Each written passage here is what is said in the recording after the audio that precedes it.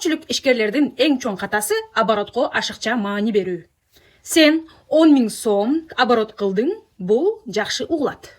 Соцсеттерде кооз, башкаларга таасирдүү, бирок суроо башкада. Сенде канча акча калды? Анткени бизнес бул канча саттың эмес, бизнес бул канча таптың. Сен 10 000 сом оборот кылып, 8 000 сом чыгым кылсаң, сенин чыныгы натыйжаң 2 000 сом. Ал эми кээ бирөөлөр 3 000 сом оборот кылат, бирок 1,5 000 сом таза пайда табат.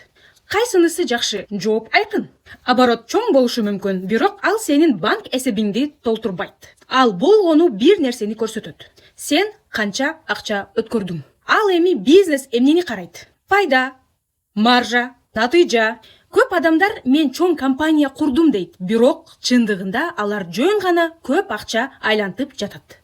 Чыныгы күч азыраак сатуу, бирок көбүрөөк калтыруу. Эгер сен обороттун артынан чуркай берсең, сен иштейсиң, бирок акча сен үчүн иштебейт.